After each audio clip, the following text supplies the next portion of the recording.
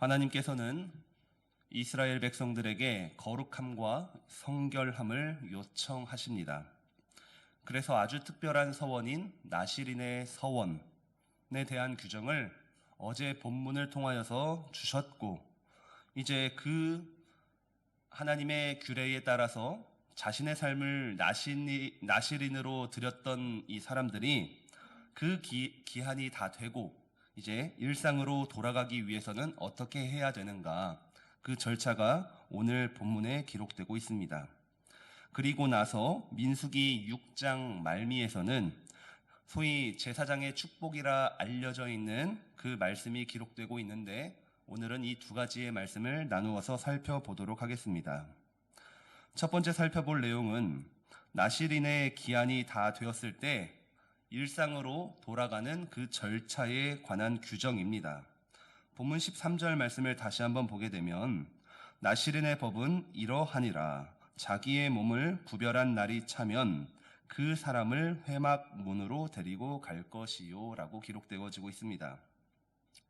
보통 부모의 서원에 의해서 평생을 나실인으로 살았던 사람들도 있었지만, 사실 그보다 더 많은 숫자는 자기의 자발적인 서원으로 일정 기간 나실인으로 살아갔던 사람들이었을 것입니다. 그래서 이 백성들은 각자의 믿음의 분량에 따라서 각자의 기간을 서원하고, 그래서 그 기간 동안만큼은 적어도 내가 나실인으로 살아야겠다라는 그 믿음으로 살아가기 위해 철저하게 노력했을 것입니다. 그렇게 나실인으로 정한 기한이 끝나게 되면 이제 그 사람은 회막 문 앞으로 나아가 주어진 규정에 맞춰서 하나님께 예배를 하게 됩니다. 그 내용이 14절부터 21절까지 자세하게 기록되고 있는데, 간단하게만 정리를 해보자면, 그 회막 문 앞으로 나아간 그 사람은 하나님께 번제와 속죄제와 화목제를 드린 후에 자신의 머리털을 다 밀어서 그것을 함께 제물과 태우게 됩니다. 그리고 나서 화목제물로 드린 것들은 다 함께 나누게 됨으로써 이 예식과 절차는 마쳐지게 되고, 그제야 그 사람은 이제 나실인의 서원이 끝나고 보통 일반 백성의 삶으로 돌아가게 되었던 것입니다. 이러한 절차 중에서 우리가 주목해 볼 만한 말씀은 오늘 본문 18절 말씀입니다. 자기의 몸을 구별한 나실인은 회막문에서 자기의 머리털을 밀고 그것을 화목제물 밑에 있는 불에 둘지며 라고 기록되고 있는데, 이 머리털을 밀고 불에 태운 것이 굉장히 중요하다라는 것이죠.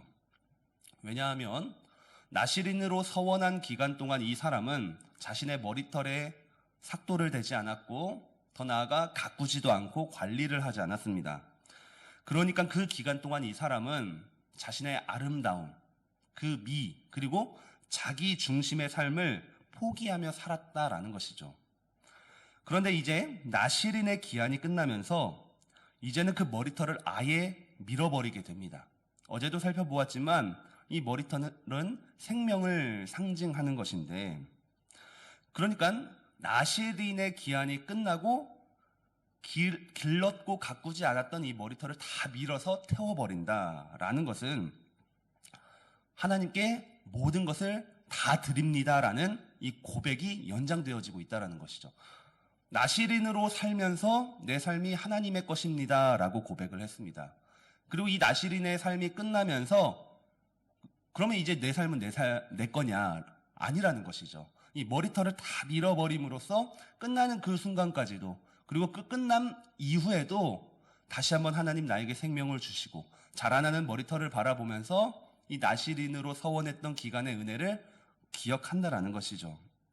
또한 여기에는 그동안 머리털을 길러서 그 증거를 남김으로써 내가 나실인으로 이만큼 살았습니다라는 자기 자랑을 막는 법도 있다라는 것이죠.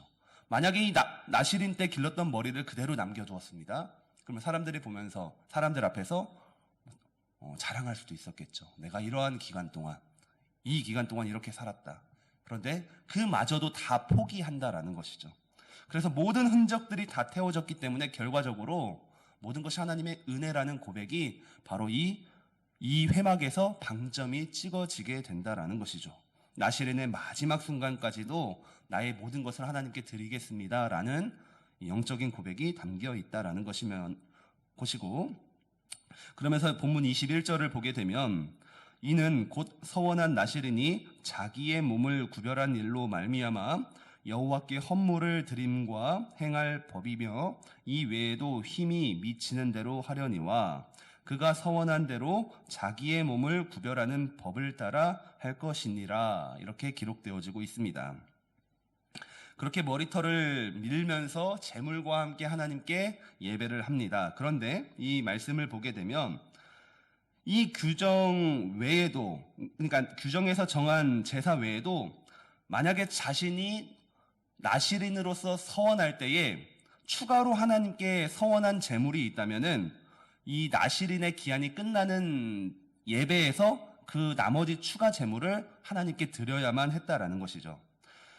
그러니까 하나님께 내가 나시린으로 살겠습니다라고 서원했을 때에는 그 나시린의 기한이 끝날 때 하나님께 드리는 제물 플러스 그 서원할 때 내가 은혜대로 하나님께 또 서원한 내용이 있다면은 이때 다 하나님께 드려야 하는데, 이 말씀을 통해 우리가 생각해 본다면 결국 이 당시에 여러 이스라엘 백성들이 나실인으로 살아가기 위해 서원하겠다 다짐하는 그것은 이 사람이 해서 저 사람이 해서 나도 해야지가 아니라 나의 상황, 나의 형편, 나의 믿음, 내 안에 있는 것들을 고려해서 하나님께 서원했다라는 것이죠. 이 서원은 이 사람이 하기 때문에 나도 해야만 한다라는 것이 아니라, 이 사람이 요만큼 했기 때문에 나도 요만큼 따라하는 것이 아니라 내 상황을 고려해서까지 하나님께 해야 했다라는 것이죠. 이 부분을 보면서 오늘날 우리의 신앙생활을 돌아본다면 오늘날에도 사실 하나님께 각양각색으로 서원하는 성도들이 있을 것입니다. 하나님께 무언가 서원을 한다라는 건 이것은 나쁜 것이 아닙니다. 서원하는 것 자체에는 문제가 없지만 중요한 것은 하나님께 서원을 했다라면 그 서원을 이행하는 것은 이제 자기의 몫이라는 거예요. 하나님, 내가 이렇게 살아가고 내가 하나님께 이것을 드리겠습니다라고 약속했을 때에는 나의 믿음과 나의 상황, 그리고 그 서원을 이행할 수 있는 나를 고려해서 하나님께 해야만 하는 것이고, 만약에 내가 이행할 수 없는 상황에서 서원을 한다? 성경은 그렇게 하지 말라고 우리에게 권면합니다. 전도서 5장 5절 말씀만 보더라도 서원하고 갚지 아니하는 것보다 서원하지 아니하는 것이 더 낫다고 말하고 있습니다. 서원하고 지키지 않는 경우가 위험하다라는 것이죠. 그렇기 때문에 내가 하나님께 구별된 삶을 드리고 살아가고 싶고 또 하나님께 특별한 것을 드리고 싶다면은 정말로 나의 믿음과 나의 상황과 나의 환경을 고려해서 내가 정말로 하나님 앞에 목숨 걸고 이 약속을 지킬 수 있는가 돌아보면서 하나님께 서원했다면 정말로 이제는 나의 전 인격, 나의 모든 시간을 드려야 한다는 것을 이 시간 한번 기억해 보았으면 좋겠습니다. 그러면서 본문은 이제 축복으로 넘어가게 됩니다. 하나님께서는 모세에게 제사장의 축복을 가르치고 있는데 지금 민수기 5장과 오늘 본문의 6장에서는 하나님께서는 이스라엘 공동체의 거룩함과 성결함을 강조하셨습니다. 그래서 이제 그 백성들이 거룩하게 살아가고 성결하게 살아가게 된다면 하나님께서 축복을 하시고 이 백성들은 축복을 받게 됨을 기록하고 있죠.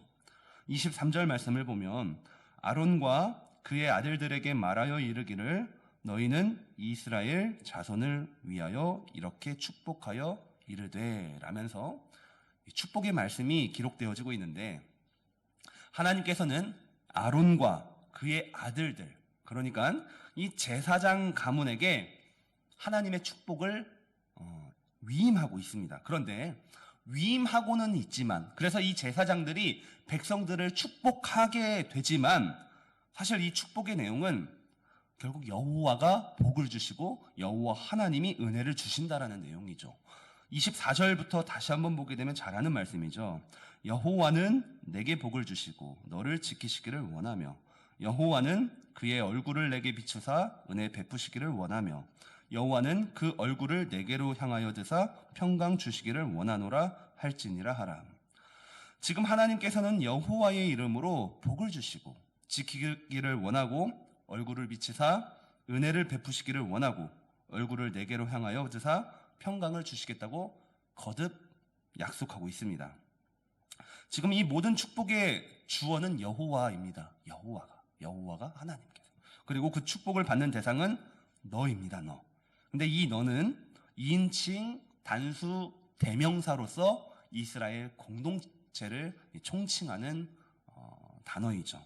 여호와가 이스라엘 공동체를 축복하겠다라는 것이죠. 그래서 하나님은 이스라엘과 맺은 이 시내산 언약을 기반으로 삼아서 이 백성들이 어디에 있든지 무엇을 하든지 인격적으로 복을 허락하겠다라는 약속을 하고 있습니다.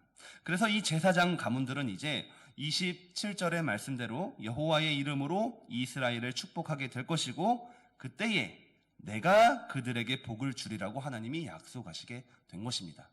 그러니까 이 제사장 가문이 하나님의 말씀을 믿음으로써 이스라엘 백성들은 거룩하고 성결하게 그 언약을 지켜 행함으로써 축복을 하고 축복을 받을 때에 그때 하나님께서 이 백성들에게 복을 주겠다. 이게 바로 하나님이 정하신 질서라는 것이죠. 사랑하는 성도 여러분, 이처럼 하나님께서는 그 백성들이 정말로 이 언약 안에서 거룩하고 성결하게 살아간다면 그 백성들을 축복하겠다라는 것이죠. 그리고 이 축복의 핵심은 바로 하나님께서 이 백성들과 언제나 함께 하시겠다라는 것입니다. 하나님이 보호하실 것이고 하나님께서 그 길을 인도하실 것이고 그들의 삶을 돌보시겠다라는 동행, 함께 하심, 임마누엘의 축복입니다. 바로 이것이 하나님이 그 언약 백성들에게 주는 복의 근원이라는 것입니다. 여러분, 우리도 복에 대해서, 하나님이 주시는 복에 대해서 오늘 아침에도 묵상을 하며 나아갈 때에 복의 근원은 바로 나와 함께 하시는 하나님이다 라는 것을 기억했으면 좋겠습니다. 아무리 우리의 인생이 외적으로 잘 풀리고 풍요로워지고 번영이 된다 하더라도 하나님의 함께 하심이 나와 없다라면 과연 그것이 복일까? 우리는 다시 한번 생각해 봐야만 할 것입니다.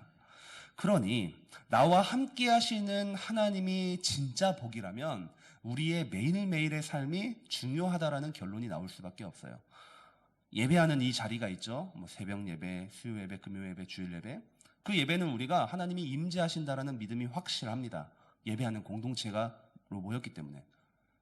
그런데 그 예배가 끝나고 예배당 문을 나서서 우리의 삶의 현장, 우리의 가정에서 과연 그곳에서 나는 치열하게 예배하지 못하면서 살아가고 있는데 하나님 나와 함께 하실까?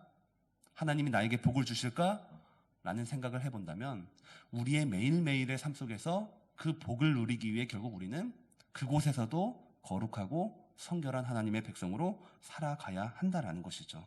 이 말씀을 잘 기억하시면서 하나님은 오늘도 우리가 거룩하고 성결한 성도가 되기를 원하십니다. 그리하면 하나님 우리에게 복을 주시고 언제나 함께 하시겠다 약속하셨으니 그 말씀 믿음으로 오늘 하루도 승리하는 복된 하루가 되기를 간절히 소망합니다. 아멘.